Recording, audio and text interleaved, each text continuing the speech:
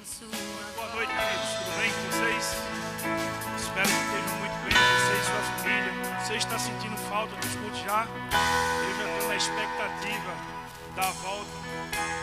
Assim como temos uma boa expectativa de volta, quero que vocês também estejam empolgados nessa noite para escutarmos juntos dessa palavra, aquilo que Deus tem colocado no meu coração durante esses dias.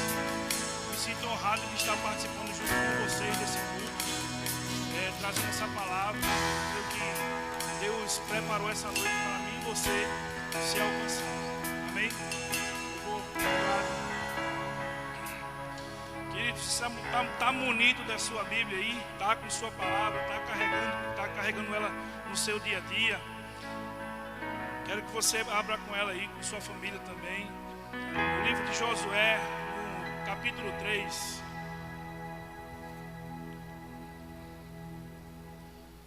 Aleluia, glória a Deus. Essa é uma noite memorável. Aleluia.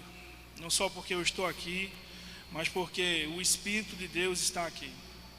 Amém? Lá no livro de Josué, no versículo 3, ele diz assim, no capítulo 3, versículo 1: Levantou-se, pois, Josué de madrugada, e tendo ele e todos os filhos de Israel partido de Sitim, vieram até o Jordão e pousaram ali antes que passassem. Sucedeu, ao fim de 3 dias, que os oficiais passaram pelo meio do arraial e ordenaram ao povo, dizendo: Quando virdes a arca da aliança do Senhor, vosso Deus, e que os levitas e sacerdotes levam, partireis vós também de vosso lugar e os seguireis. Contudo, haja uma distância de 2.000 côvados entre vós e ela. Não vos chegueis a elas, para que conheceis o caminho pelo qual haveis de ir, visto que por tal caminho nunca passastes antes. Disse Josué ao povo: Santificai-vos, porque amanhã o Senhor fará maravilha no meio de vós. Querida, aqui é uma passagem bem marcante, diante de tanto milagre que já tinha acontecido diante desse povo. Aqui estava uma cena antes de acontecer o milagre, antes deles passarem pelo Jordão. E Deus daqui dá uma instrução maravilhosa a eles. Quando você lá vê no versículo 3 lá, quando ele diz assim: Quando virdes, ele está dizendo para você e para mim, considera, verifica, aprende a respeito, observa, dá atenção a isso. Continuando, ele diz: a arca da aliança, quando virdes a arca da aliança do vosso Deus, do Senhor vosso Deus, e que os levitas sacerdotes a levam, partireis vós também do vosso lugar e a seguireis. Esses levitas sacerdotes, eu quero te lembrar algo que está lá em 1 Pedro, no capítulo 2, vai lá comigo também. Deixa eu abrir aqui também. Glória a Deus. Lá em 1 Pedro, no versículo 2, capítulo 2. Lá em 1 Pedro, no capítulo 2, versículo 9, diz assim: Mas vós sois geração eleita, o sacerdócio real, a nação santa, o povo adquirido, para que anuncieis as grandezas daquele que vos chamou das trevas para a sua maravilhosa luz. Ele está dizendo que você é o escolhido de Deus, é um sacerdócio. Se era honroso para aqueles homens carregarem a arca da aliança, imagina para você, que tem o entendimento que a arca da aliança é a presença. Imagine você que carrega a presença de Deus dentro de você, o próprio Espírito Santo de Deus. É essa sede e fome que as pessoas têm que perceber em mim e em você. Se eu e você estiver diante de tudo isso, diante de todo esse cenário, diante de um milagre, de uma instrução que Deus dá para antecipar o milagre, a santificação, ele fala lá no versículo 5: santificai-vos, porque amanhã o Senhor fará maravilha no meio de vós. Querido, para um grande milagre é preciso santificação, é preciso uma preparação, é preciso de uma instrução. E eu e vocês temos a capacidade hoje, e temos a oportunidade de desfrutar de uma palavra, de desfrutar da presença de Deus, do mover de Deus. Nesse tempo de quarentena que temos hoje, nós não podemos ficar de fora, vamos dizer assim, do que Deus tem para nos dizer, do que Deus tem para tratar conosco. Esse é um tempo onde eu e você seremos os transportadores da Arca da Aliança através do Espírito Santo. Esse é um tempo onde pessoas vão estar ao ponto do desespero, e eu e você vamos desfrutar junto com eles cadê aqui? Para anunciar as grandezas daquele que vos chamou das trevas para a maravilhosa luz. Vamos chamar essas pessoas das trevas para a maravilhosa luz. Eu e você somos luz para essas pessoas. Mas diante disso tudo também, Deus tem uma proposta como nos ensinarmos para uma vida. Eu pulei aqui. Mas diante de tudo que Deus tem proposto como ensinamento para a nossa vida, o que Satanás tem colocado nas pessoas é medo. E se a gente analisar bem, pensar um pouco, a gente vai ver que medo não é, ao contrário de medo, não vai ser coragem. E sim aquilo que eu e você aprendemos e praticamos, fé. Ao contrário de medo, a gente tem que injetar fé nessas pessoas. Fé em tudo aquilo que a gente tem aprendido, tudo aquilo que a gente tem vivido, tudo aquilo que a gente tem conduzido com a minha e a sua vida, com a capacidade de alcançar as pessoas.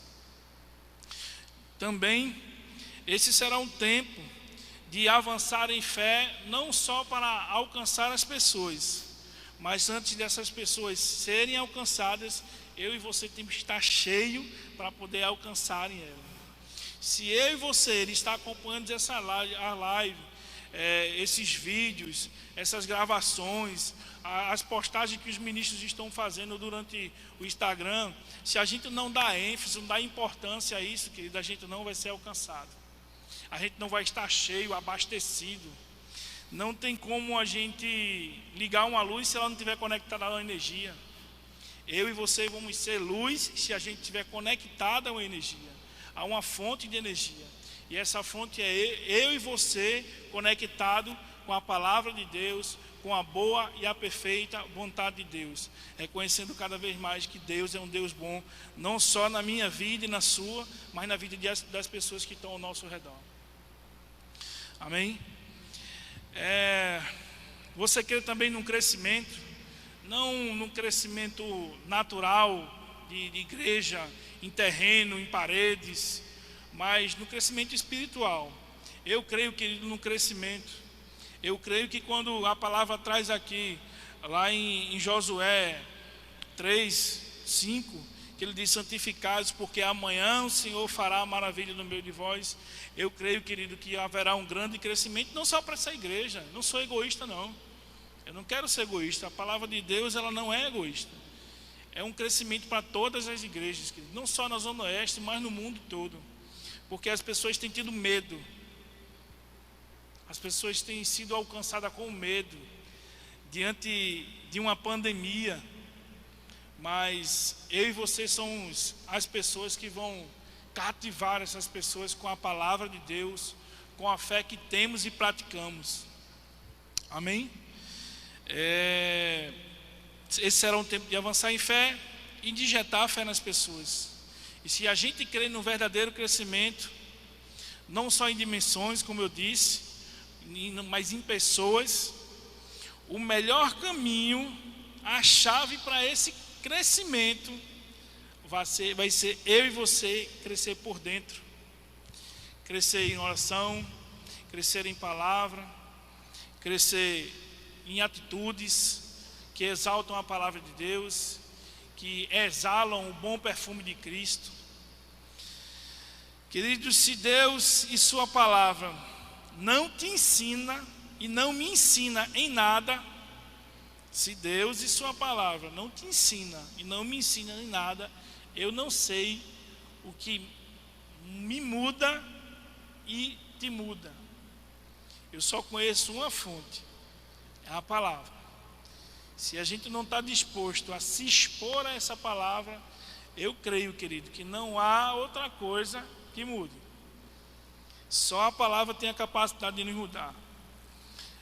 Deus nunca deixou de acreditar em mim e você. Durante esse período, vem muita informação, vem talvez uma mudança de mentalidade para mim e a sua vida, as pessoas querendo nos carregar, talvez com muitas informações. Literalmente, querido, se a gente bota numa boa administração, ao invés de, não estou dizendo para você ficar desantenado com as informações, não. Essa não é a minha proposta, não. Mas de você estar carregado com tudo aquilo que Deus quer te ensinar durante esse tempo. Talvez eu e você não tenha tido tempo de ler a Bíblia durante um bom período, mas Deus te deu essa quarentena para você ficar em casa trabalhando, ter um bom tempo com sua família, ter um bom tempo com seus filhos, desfrutando de um bom tempo com tua família, com teus familiares, com teus filhos, mas também um bom tempo para você estudar, aprender a palavra. Amém, queridos? É uma noite que literalmente Deus tratou comigo muitas coisas.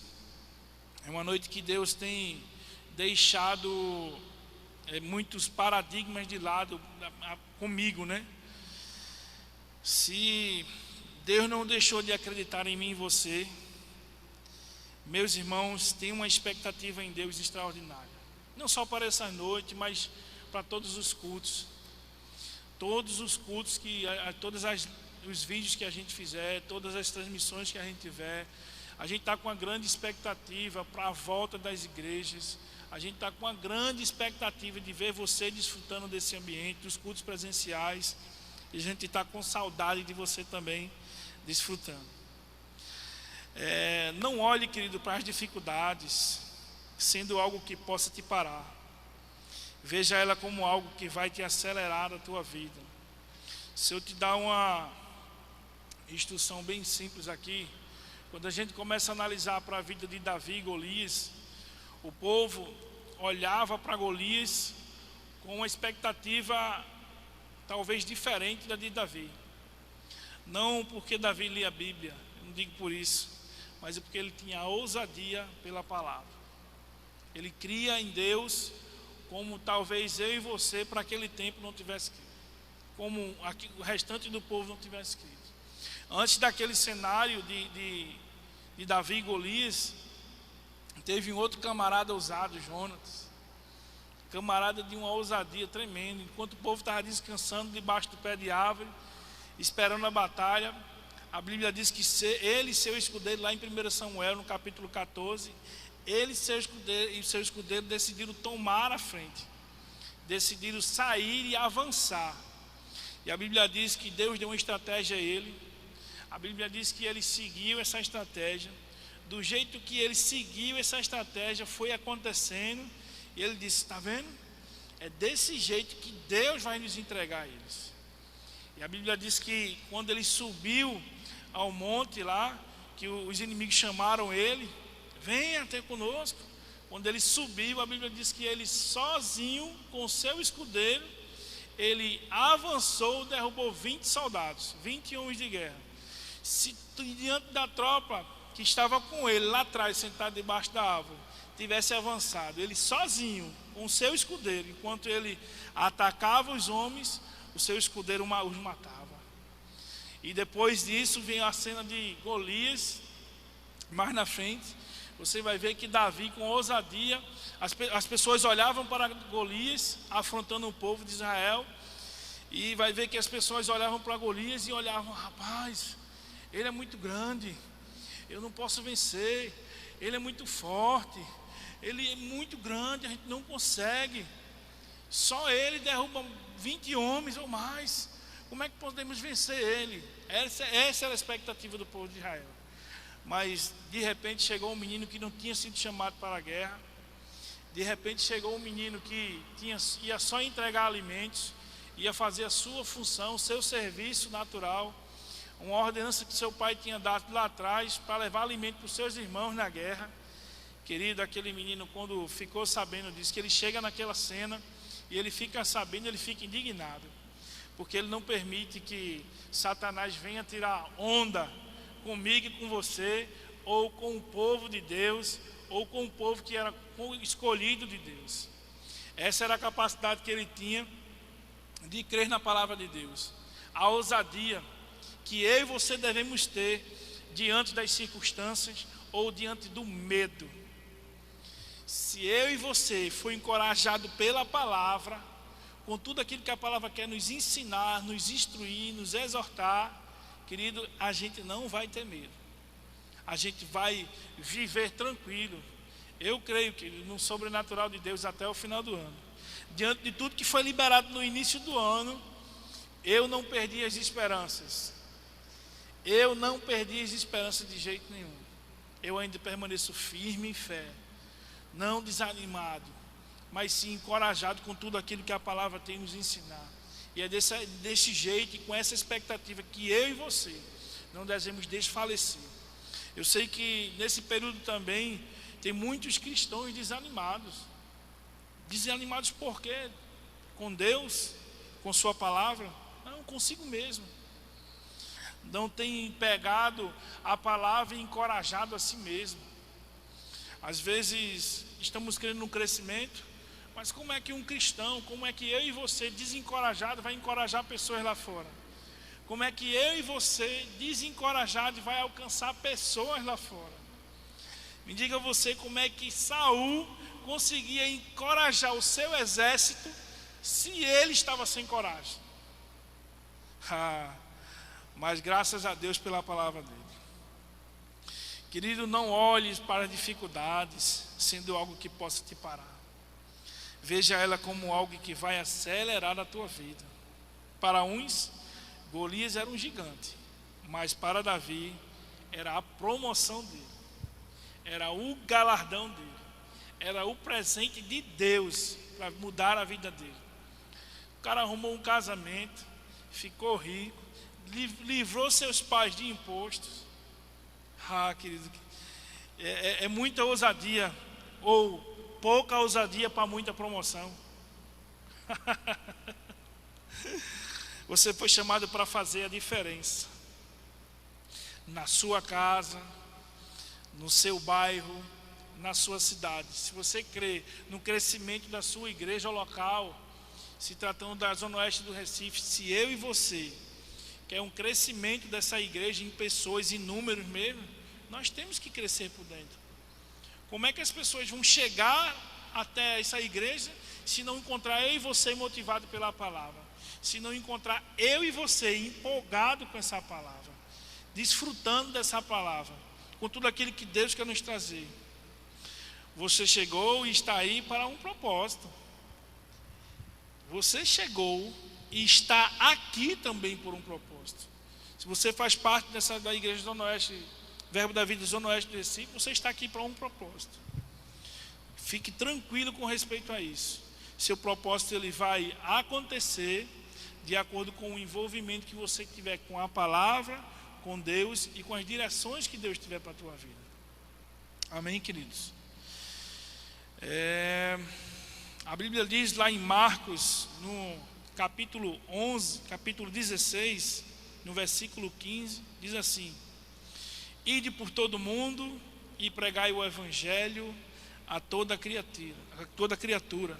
Ide por todo mundo e pregai o evangelho a toda criatura. Lá em Mateus 28, 19 e 20 diz assim: Ide, portanto, fazei de todas as nações, fazei discípulos de todas as nações, batizando-as em nome do Pai, do Filho e do Espírito Santo, ensinando-as a guardar todas as coisas que vos tenho ordenado. E eis que estou convosco todos os dias até a consumação do século. Esse ide, querido, não é só ir proclamar o evangelho. É você fazer discípulos. Você, sendo semelhança de Cristo, você fazer com que pessoas também sejam semelhantes aqui. A Bíblia diz aqui que você é responsável para ensinar. Que eu e você vamos ser capazes de ensinar através da palavra de Deus essas pessoas, fazer com que elas mudem de vida, fazer com que elas avancem em Deus. Amém, queridos? Se cremos no crescimento, se queremos um crescimento e se cremos, vamos crescer primeiro. A Bíblia também diz aqui, se eu tenho que ir, não é só, Deus é bom, eu não só tenho que abrir minha boca e dizer isso, as pessoas já sabem da bondade de Deus. Agora ela precisa saber do caráter de Deus, precisam saber do que Deus tem para nos oferecer, não só a condição financeira não, querido. Saúde, saber reconhecer cada vez mais que Ele é um Deus bom, que Ele não colocou essa pandemia, é mais uma ação de Satanás para nos parar mesmo, para parar a igreja do Senhor, que cada vez tem avançado. Esse é um local onde pessoas são alcançadas, curadas. Se eu e você estamos felizes por esse ambiente, querido, Satanás ele não vai estar feliz não. A igreja tem crescido, a igreja tem avançado. Não falo só da Zona Oeste do Recife, mas de igreja pelo mundo todo. Mas esse é um tempo, querido. Esse é um tempo onde eu e você vamos cativar as pessoas para a palavra de Deus. Vamos alcançar as pessoas para a palavra de Deus.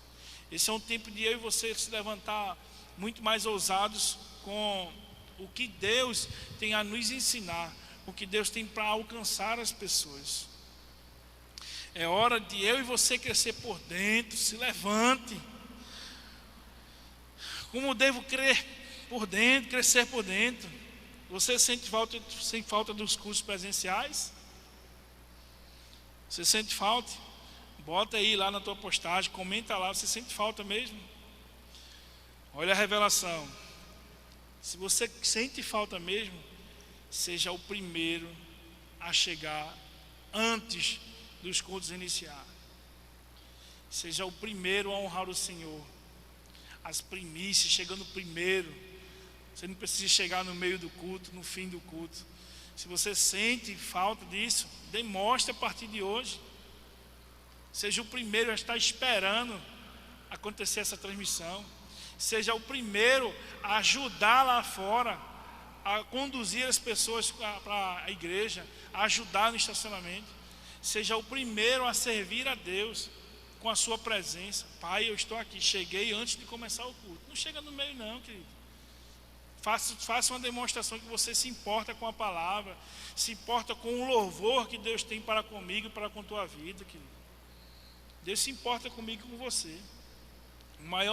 A maior vontade de Deus para mim e a tua vida é que eu e você viva bem. E a gente não pode deixar de perder aquilo que Deus tem para nos propor. É um bom louvor. Queridos, o serviço da igreja num todo, ele é essencial. Não só para agradar a Deus, mas para alcançar a minha e a tua vida. Há pessoas diante de um cenário que talvez você não tenha visto, diante dos bastidores que você não tenha visto. Se importe com Deus. Se importe com Deus. Há pessoas preparando o ambiente para te servir. Querido, não só aqui, mas em todas as igrejas. Querido. Não só aqui, mas em todas as igrejas. Querido, eu quero também que você abra lá. Deixa eu ver aqui. Não, deixa eu só. Sem a prática, nós não vamos alcançar o que a gente diz que desejou no nosso coração. Sem a prática, nós não vamos alcançar o que a gente diz que desejou no nosso coração. Querido, Deus está interessado em mim e em você. Esse desejo pode estar sendo mal administrado por mim e por você. Porque dizemos isso, eu quero, mas não temos coragem de fazer. Mas não fazemos nada. Eu e você temos desejado algumas coisas. Queremos avançar em Deus, mas não nos movimentamos. Continuamos como um exército lá, debaixo da árvore. Não tivemos a capacidade de ter a coragem ou a ousadia de Davi ou de Jonas, de se movimentar, de escutar a voz de Deus, dizer: Senhor, fala comigo. Senhor, o que o Senhor quer fazer com minha vida, o que o Senhor tem como estratégia para minha e para a tua vida. Senhor, eis-me aqui. Se queremos uma grande mudança, se queremos uma grande mudança de verdade, temos que mudar nossas atitudes. Se nós queremos desfrutar de um grande ambiente, temos que mudar também. Temos que mudar nossas atitudes. Decida fazer uma mudança que terá resultados diferentes. Se você e eu decidir fazer uma mudança, nós teremos resultados diferentes. Não conheço ninguém que decidiu mudar, que decidiu ter resultados diferentes sem fazer uma grande mudança. Não prefira estar estacionado. Querido, quando você pega seu carro e para num posto, pega a chave e diz ao frentista lá: abastece aí, pode encher o tanque. Você está disposto a fazer um percurso muito longo, por isso que você precisa estar abastecido. Mas se eu estaciono meu carro lá no posto, pego a minha chave, dou ao frentista e digo a ele: bote só R$10. Isso quer dizer que você não está disposto a fazer um percurso grande. Esteja abastecido com tudo aquilo que Deus tem trazido para mim e para você. Esteja carregado, envolvido com Deus, literalmente. Encha seu tanque. Mas as lives não acontecem direto, as postagens. Querido, se você acompanhar, não só dessa igreja, mas do ministério em si, você vai ver que tem boas ministrações, tem bons conteúdos, tem tudo aquilo que eu e você vai ter um desfrute bom. A gente vai conseguir carregar as nossas baterias, vai conseguir encher o tanque, literalmente. A gente vai desfrutar de coisas em Deus por estar somente abastecido. Você vai estar passando por ambientes, passando por lugares que nem eu e você, um tanque com R$10, tinha capacidade de chegar lá. Mas se a gente decidir ficar abastecido em Deus, a gente vai conseguir chegar a distâncias maiores. A gente vai conseguir percorrer um percurso. Amém? Decida fazer a mudança, que você terá resultados diferentes. Lá em 2 Coríntios, no capítulo 10, no versículo 4, diz assim: capítulo 10, versículo 4 de 2 Coríntios: porque as armas da nossa milícia não são carnais, mas sim poderosas em Deus, para a destruição de fortalezas. Vou ler de novo. Mas, porque as armas da nossa milícia não são carnais, mas sim poderosas em Deus, para destruir fortalezas, para a destruição de fortalezas. Esse poderosas, ele quer dizer suportar calamidades e sofrimentos com coragem e paciência, firmes. Esse poderosas, ele quer dizer suportar calamidades e sofrimentos com coragem e paciência. Querido, isso vai passar. Esse fortalezas que você está vendo aí nesse versículo, ele quer dizer lugar seguro. Você está no lugar seguro? Você está desfrutando de um lugar seguro na palavra de Deus, na presença de Deus? O Espírito Santo, ele te dá segurança. Esse lugar seguro, argumentos pelo qual um disputador esforça-se para fortificar sua opinião e defendê-la. Esse argumento, esse lugar seguro, é um argumento pelo qual um disputador ou um lutador, ele esforça-se para fortificar a sua opinião. Ele se enche da palavra e defende a sua opinião de acordo com o que Satanás quer trazer de informação para ele. Ele diz: ei, eu estou seguro na palavra. Eu não desanimo, eu não deixo, eu não paro. Eu não deixo de caminhar. Eu não deixo de desfrutar o que Deus tem para mim. Eu não desanimo. Como diz um bom matuto, eu não arredo o pé. Querido, deixa eu te fazer uma pergunta. Você está utilizando as armas? As mesmas armas e as mesmas estratégias? Lá em 1 Samuel, como eu acabei de citar para vocês, diz assim, só para a gente lembrar lá.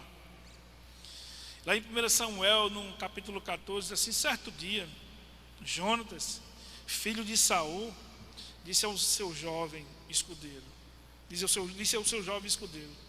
vamos ao destacamento filisteu do outro lado. Ele, porém, não contou isso a seu pai. Saul estava sentado debaixo de um romanceiro, na fronteira de Gibeá, em Migron. Com ele estavam uns 600 soldados. Já vai fazendo as tuas contas ali. Se eu disse a você lá no começo que Jonatas, conjunto com seu escudeiro, só ele derrubou 20 homens. Se tivesse todo esse efetivo aqui, com a coragem de Jonatas, quantos homens eles teriam derrubado? Faz tua conta agora não, me acompanha aqui na leitura, querido. Entre os quais, cadê isso? Com eles estavam uns 600 soldados, versículo 3, de 1 Samuel 14. Entre os quais, Aias, que levava o colete sacerdotal. Ele era filho de Aitube, irmão de Ecabode. Deixa eu pular aqui, que tem muito nome bonito aqui. Ninguém sabia que Jonatas havia saído. Em cada lado do desfiladeiro que Jonatas pretendia atravessar para chegar ao destacamento filisteu, havia um penhasco íngreme. Um se chamava Bozés e o outro Zené. Havia um penhasco ao norte na direção de Micmais e outro ao sul na direção de Geba. E Jonatas disse ao seu escudeiro: vamos ao destacamento daqueles incircuncisos. Lembra das palavras de Davi? Quem é esse incircunciso? E Jonatas disse aos seus escudeiros: vamos ao destacamento daqueles incircuncisos. Talvez o Senhor haja em nosso favor, pois nada pode impedir o Senhor de salvar, seja com muitos ou com poucos. No versículo 7, disse seu escudeiro: faze tudo que tiveres em mente, eu irei contigo. Querido, ele tinha um bom parceiro, viu? Ele tinha, como se diz no exército, que eu aprendi, um canga de primeira. Era um cara que estava colado com ele, disposto a tudo. Não arredava o pé.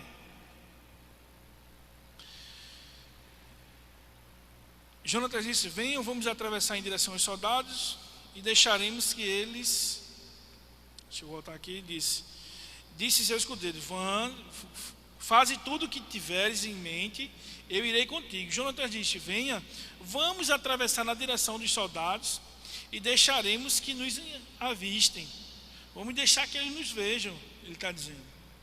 Se nos disserem: espere aí até que cheguemos perto, ficaremos onde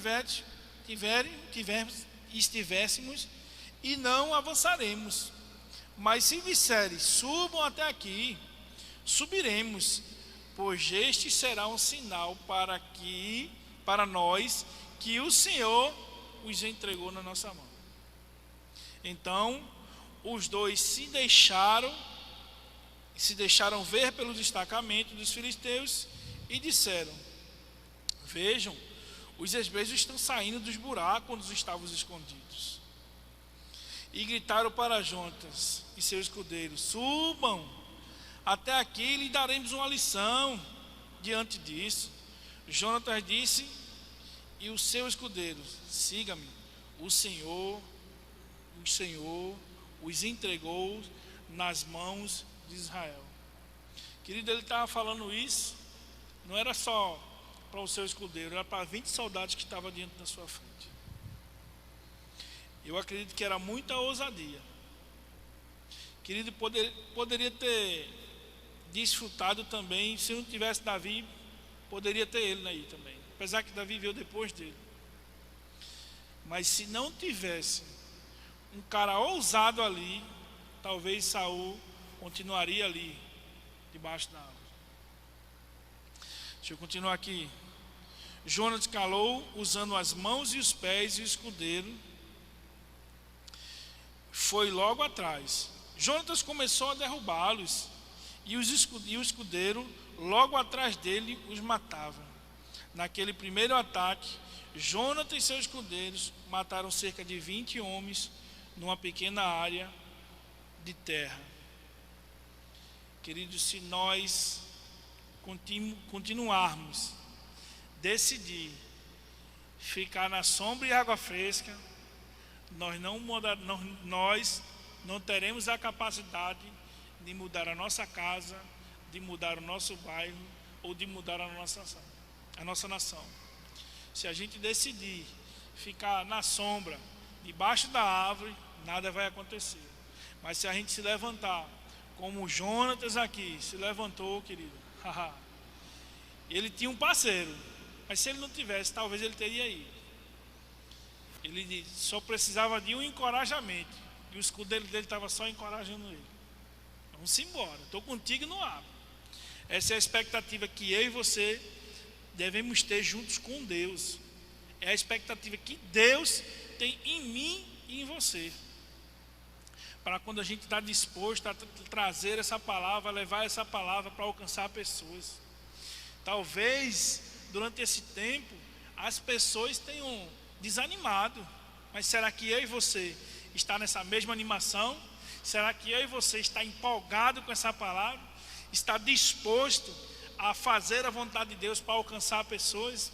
E como eu disse no começo, eu tenho um crescimento para acontecer. Tem um grande milagre para acontecer. Eu vejo isso, eu aprendi de uma forma de que se está disposto a ver um grande milagre, querido, vai também haver uma grande pressão. Satanás, ele está vendo uma coisa que eu e você talvez não esteja vendo.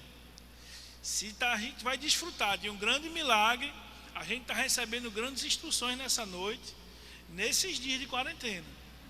Se a gente quer desfrutar desse milagre, querido, eu e você vamos ter que se empolgar cada vez mais com essa palavra. Nós não podemos deixar de desfrutar daquilo que Deus quer trazer para mim, para você e alcançar pessoas. Querido, esse é um pouco do que eu queria trazer para vocês nessa noite.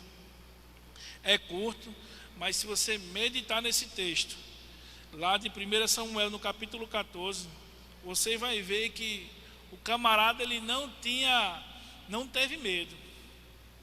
Você vai ver que esse camarada, lá atrás, lá na frente, ele tinha um objetivo. Deus já tinha mostrado ele: cara, vai lá, toma essa instrução, que tu não só vai derrotar 20 homens, mas tu vai encorajar cerca de 600 a fazer alguma coisa. Agora eu te pergunto nessa noite: você decide ficar nas mesmas práticas, nas mesmas coisas? Você decide ficar lá paradinho ou se colocar em movimento? Querido, eu te convido a te colocar em movimento. Eu te convido a empolgar pessoas. A primeiro se empolgar, mas também eu te convido a empolgar pessoas. Querido, aqui de frente era uma batalha que eu estava vivendo. Derrotar 20 homens. Mas se eu e você estiver disposto a, durante esse período, alcançar 20 pessoas, eu estivesse disposto a alcançar 20 pessoas, querido, eu garanto a você, a gente ia ter um culto de portas abertas. mas nós respeitamos as determinações do governo de distanciamento.